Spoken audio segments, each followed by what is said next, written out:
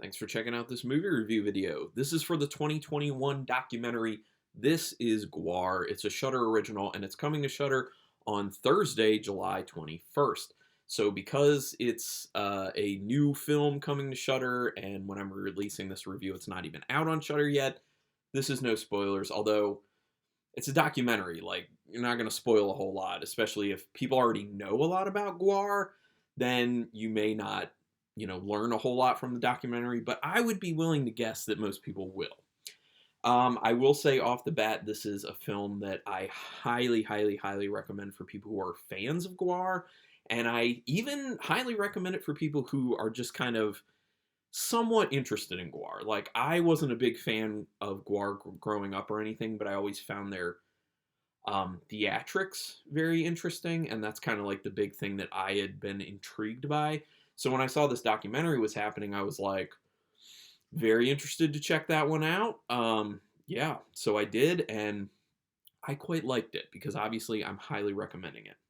Now, the director of this documentary is Scott Barber, who did a very good job, is currently working on a documentary called American Clown. Don't know much about it, but I would probably see it because did a good job here.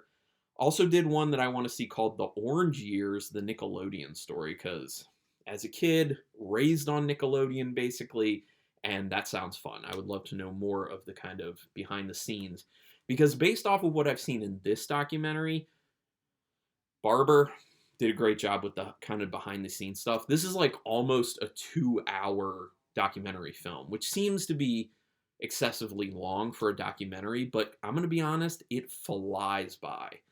I believe it's running time like 1 hour and 52 minutes, but when I first saw that, I was just like, oh man, this could be like really long and drawn out. Nope, it moves, and it's very interesting. Once again, Shudder original coming Thursday, July 21st. Not really a synopsis. It's about Gwar. It's about the band Gwar. It's about the origins of Gwar and following Gwar through its kind of different versions and metamorphoses. And I didn't understand how many people had been involved with Gwar over the decades. And that was one of the most interesting kind of eye-opening things for me. But also the fact that Gwar wasn't about music in the beginning. In the beginning, Gwar was just all about art, and Gwar has basically always been about art, and that's something that's kind of front and center and heavily focused on within the documentary, not just from the direction of the documentary and how it's cut together, but the people who are talked to, including living band members. I mean, obviously Dave Brockie, Oderus Urungus, is not interviewed for this because he passed away, but there is footage of Dave Brockie, and there's plenty of old footage of the band in this film, which is one of the great things.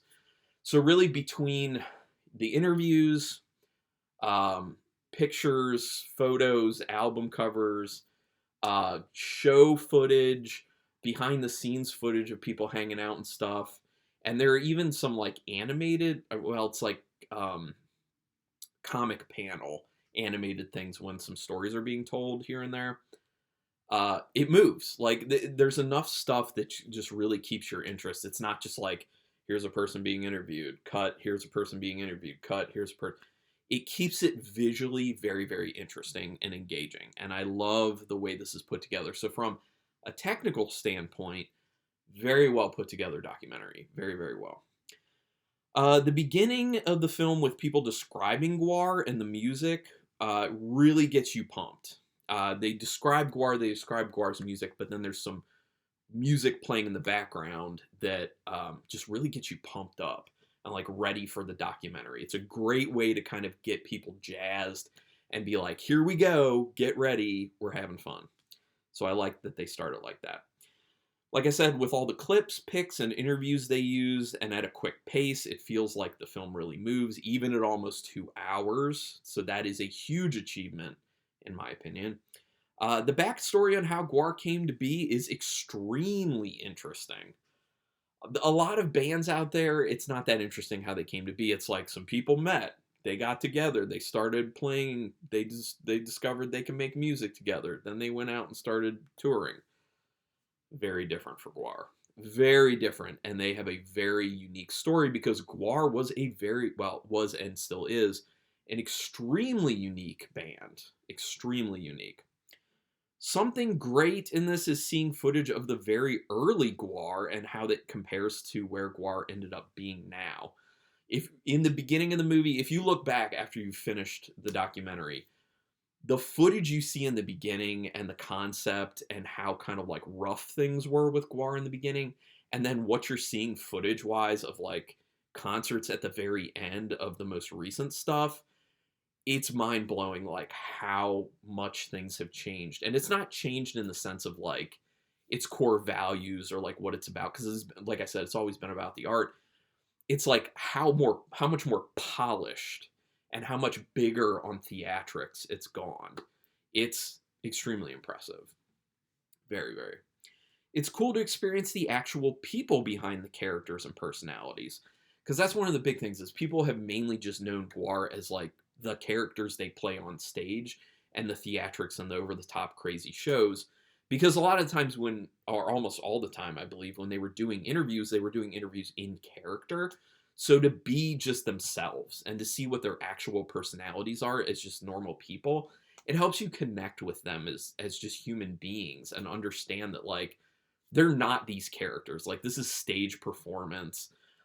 They're exaggerated characters they play. They're normal people and they're interesting people and they're complicated people and you can connect with them on certain levels. So I love that aspect of it. There's some pretty funny stuff that actually ends up getting said in this, so there's a lot of fun to be had with it. I found myself actually laughing a few times at some things that people said. So for a lot of it, they keep things very lighthearted, although unfortunately, not everything with the history of the band is lighthearted. So there are some very sobering moments that pop up within the film, but I think they do a good job of servicing those properly for being, more somber, important material. And then they get you back into like lifting you up and making you feel happy and, having fun and getting things moving. So it's a good balance, in my opinion. The interviews, very professionally done and technically extremely well executed. There have been documentaries I see where each person being interviewed, like it looks like they didn't understand how to set up the interviews necessarily. So like every single one, like the lighting looks different and the sound is different and all that stuff.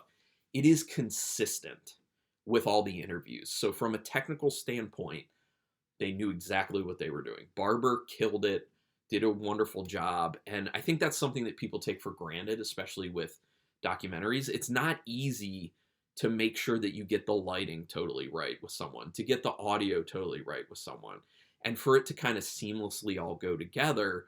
It is a big achievement. It really, really is. It is super fun, even though there are those sobering moments. I know I've already said it, but it needs to be reiterated. This is so much fun. I would honestly like to watch it again. I really, really would. It was a very good documentary. And like I said, it's almost 2 hours. It does not at all feel like it's 2 hours. Now, I will tell you, I watched this at night when I was already tired, and it kept me up for almost 2 hours when I was already tired. That's saying something. That is big time saying something. I was that invested in it. It's great.